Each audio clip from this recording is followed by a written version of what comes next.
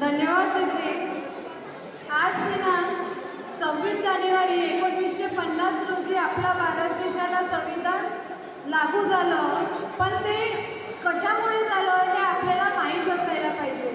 Doctor Babasaheb Ambedkar त्यांनी आपल्या भारताला संविधान मिळवून दिलं. त्यांनी आपल्या भारतासाठी खूप कर्तव्य केले.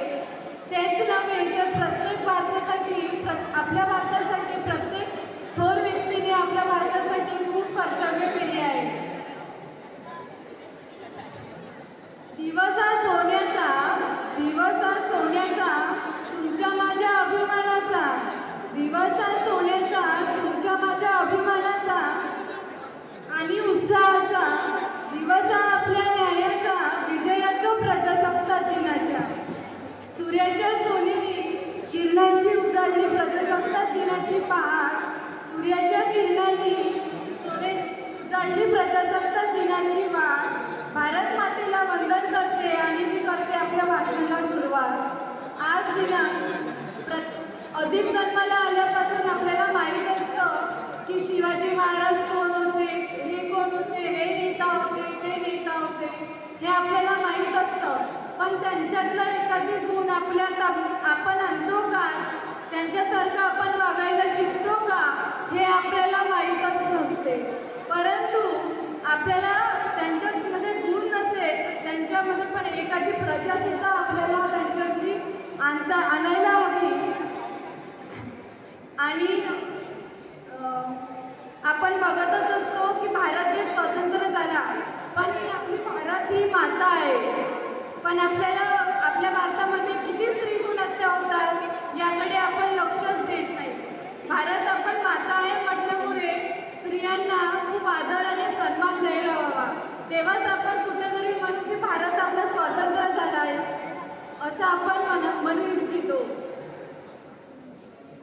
आपण बघू शकतो की आपल्या भारतामध्ये खूप विद्यार्थी खूप कॉम्पिटिशनमध्ये की तयारी करत असतात.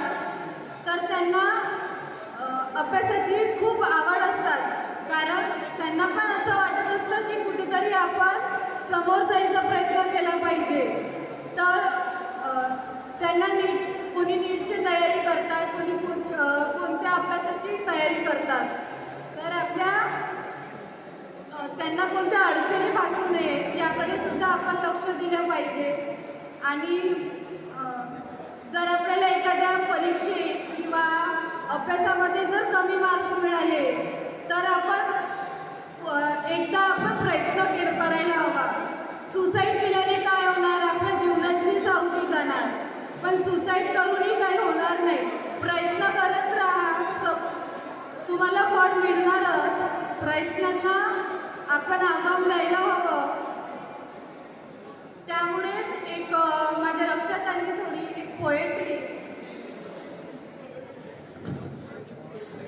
आकाशात उंच भरारी घेण्यासाठी, आकाशात उंच भरारी घेण्यासाठी एका छोट्या पिल्लालाही उंच उडावं लागतं आणि पाण्यालाही आकाशात उंच भरारी घेण्यासाठी एका छोट्या पिल्लालाही उंच उडावं लागतं आणि सुंदर धबधबा बनायला पाण्याला उंचावरून खाली सुद्धा पडावं लागतं. इथेच थांबते आणि धन्यवाद देते. जय जय.